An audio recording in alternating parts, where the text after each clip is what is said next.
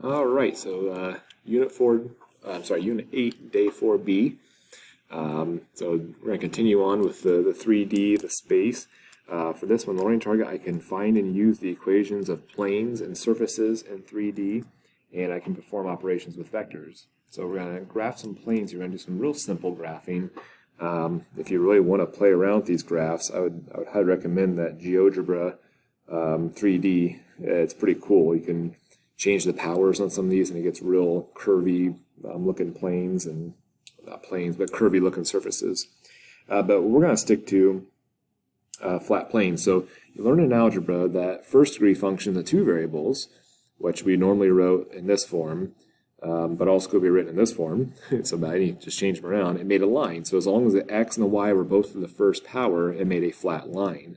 And that was more Algebra 1 kind of stuff. And then you get to Algebra 2, you put in some squares, x squared is a parabola. You put the variable in the exponent. You got some exponentials and logarithms and kind of stuff like that. But when we did really simple, just x and y, everything to the first power, it made a line. So flat with two dimensions. So that's a two-dimensional flat thing. In the same way, if you have three dimensions and they're all the first power, it's going to be something flat. But something that's flat in 3D is a plane. Okay, it's like a surface. So every plane can be written like this. So x, y, and z. The important thing here is they're all to the first power. Okay, so and a, b, and c can't be 0, because if it's 0, then you only have two variables, and now it's a line again. Conversely, every first degree equation in three variables is a plane in the Cartesian space. So here I've got an equation. It's all first degree. So by what we just said there, this will make a plane. And I want to sketch that plane. Okay, so how we do that, we're going to try to keep it simple. We're just going to make like a triangle, basically, of the intercepts. We talked about yesterday that a point on the x-axis would have a 0 for y and a 0 for z, because you're not going in the y or z direction, you're just going in the x direction. So I would want to find the x-intercept. So the x-intercept would be, I want to find out what x is. I'm going to plug in 0 for y and 0 for z, which basically just means 12x equals 60, so divide by 12. So, and this is kind of like when you did the, when you graphed by intercepts in Algebra 1, you just covered up. Well, if I want to find the x, I can just cover these two up. If I want to find the x-intercept, so 12x equals 60, that would tell me 5 also. It's kind of faster way, just cover them up. So on the x-axis, this is going to cross down here at 5, so I'm going to put a point there. So my plane goes through the x-axis right there. If I want to find the y-intercept, again, this is where you're going to cover up. So if I cover up those two, 15y equals 60. So the y-intercept is 4. So on the y-axis at 4 is where I'm crossing again. And then to find the z, cover these two up. So 20z equals 60. So z equals 3. That means I'm crossing the z-axis at 3. And once you have those, connect them with a triangle. That's kind of how we represent a plane. And if you want to keep it going, it's dot, dot, dot, dot, dot, dot, because you're actually behind a plane now, and this really wouldn't be seen. Those lines wouldn't be seen as much. So it's this plane that's kind of coming down at an angle from what the corner we're looking at. If you want to see a better picture, let me pull up GeoGebra. So here's GeoGebra, and I typed in the equation right here, and these are not visible right now. This was the sphere I did yesterday, and there's a point I did. At least not in the videos, but in class we did. So if I'm looking at these equations, it crosses the x-axis at 5. You can see that real well. If I kind of go like this, you see it's crossing at 5. So here's 4 and 6. It's crossing the y-axis at 4. The z, I can't really see very well, but if I turn it sideways, I'm crossing at 3. So there's the plane that's going through those points. And that's supposed to resemble what we drew here. Okay. This is the best we can do. Is I kind of do a triangle of it extending kind of through there. Okay. And that's the extent of us graphing by hand a plane. So the vectors in space, remember the component form, we had the x component, the y component. Well, now there's a z component, so this would be the x, y, and z components, and this represents a vector, and it can, vectors are used to represent forces, displacement, velocities in 3 dimensions, and we can go off to 4, 5, and 6 dimensions mathematically and be able to do it. We may not be able to visualize it real well, but we can do it. So with those vectors, we want to do some operations. Okay, so if you remember the standard unit vectors, we use I and j, where I was basically the x, j was the y coordinate. Well, now we have a k, I, j, k. So we can write any vector using those component form. We can write it with i's plus j's plus k's. So if you need to put it in that form, k is the z. Just as vectors in a plane can be multiplied by a scalar, so can vectors in space. So if we let c be any real number, if I took c times a vector, you're going to take c times every component. So that's the same. Looking through here, with vector addition, add up the parts. So add up the x components, the y, and the z's, and those would be the x, y, and z of the new one. For subtraction, you will subtract the like components. For magnitude, when it's in component form, you're going to take the x component squared plus the y component squared plus the z component squared and square root, and that would be how long the vector actually is, the magnitude. Remember, magnitude has to do with length. The dot product, remember we did some dot products before. We did multiply the x's, multiply the y's, add them together. Well, here it's going to be multiply the x's, multiply the y's, multiply the z's, and add them together. We're not going to get into real great detail what that means. If basically all we need to know is if it equals 0, then that means those two are orthogonal. So those two vectors make a right angle in some plane that exists. It may not be the xy plane, but in some plane they're perpendicular to each other or orthogonal, but we're not really getting into a whole lot. And then the unit vector, if you remember, the unit vector is, whatever vector you give me, I'm going to find the vector that goes in the exact same direction, but its magnitude is 1. Okay, so we're going to do some unit vectors too. So going through here, some examples. So this is a scalar, and also I want you to write the result. Is the result a scalar or is the result another vector? So we got to remember that. So if I'm multiplying a vector times a scalar of 3, you're going to take 3 times every component. So this would be -6, 3, and 12. And notice the result is a vector. The result of that is a vector. If I'm adding 2 vectors together, add the components together. So add the x's together, add the y's together, add the z's together, and this would be the resultant of those 2 vectors. Notice the result is another vector. Okay. If I were subtracting, subtract the components. So it would be 1 minus -2, that's actually +2, so that's 3. -1 minus -4, that's actually +4, so that's 1. And then 4 minus 5 would be -1. The resultant is another vector. So the answer on this one is a vector. Now if I'm doing magnitude, remember those lines don't mean absolute value, it means magnitude. We're going to take each component squared, add them up, and then take the square root.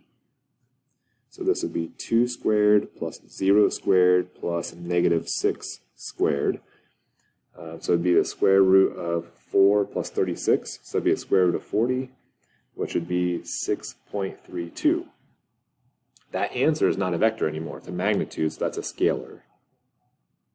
So if we're going to describe that, that'd be a scalar as a result. Letter E, we're going to do the dot product of these two. And the dot product is very useful for things. We're not going to get to it, unfortunately. We ran out of time. We're not going to get to all the usefulness of it, but this number that comes out is useful. It's very useful. So what we're going to do is multiply the x's together. So that'd be -30. Multiply the y's together. Multiply the z's together. And then add them all up. So we got -30 plus 6 plus -3 is -27. So -27 is a dot product. That's not a vector anymore, that's just a number, that's a scalar. And then for the unit vector, again, we want to find a vector that goes the exact same direction as this, but its magnitude is 1. So what I'm going to do is first off, I want to find the magnitude of W. So I'm going to do the square root of -2 squared plus -1 squared plus 2 squared. So the magnitude for this guy, that'd be 4 plus 1 plus 4, so that'd be 9. So the magnitude is 3. So I'm going to take the vector divided by 3, which is basically like multiplying by a third. I want to take a third of the vector. So this is w divided by the magnitude of w. I'm going to make it times the reciprocal. So this would be negative 2/3, negative 1/3, and 2/3. So this is going the exact same direction as this, but this has a magnitude of 3, this has a magnitude of 1. So it's the unit vector that goes the same direction. Okay. Now the last guy then, so always got to throw this in here. We got to do some airplane stuff. So an airplane just after takeoff is pointed east. So it's pointed to the east, and its air velocity vector makes an angle of 30 degrees to the flat ground.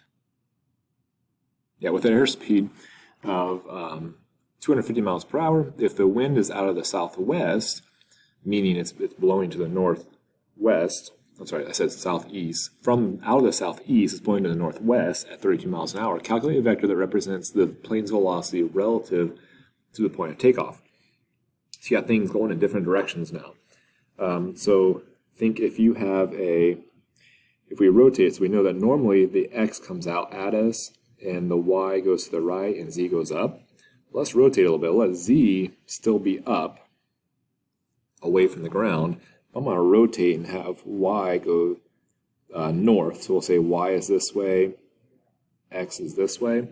So y would now be north, x would now be east, and then z would just be coming off the ground, away from Earth. So let's do the airplane first. Now the airplane, it says it's going due east, so it's going in the x direction, and it's leaving the Earth going up, so its y component would be nothing. It's not going north or south at all. So if I want to write the component form of this, first off, I'm going to leave a space. I'm going to put 0 for the y. Okay, I'm not going anywhere in the y direction. But to find out if it has a speed of 250 miles per hour with an angle of elevation of 30 degrees, that means not all of that 250 miles per hour is going east or off the Earth, away from the Earth. This is going to be, I got to break it down to its components.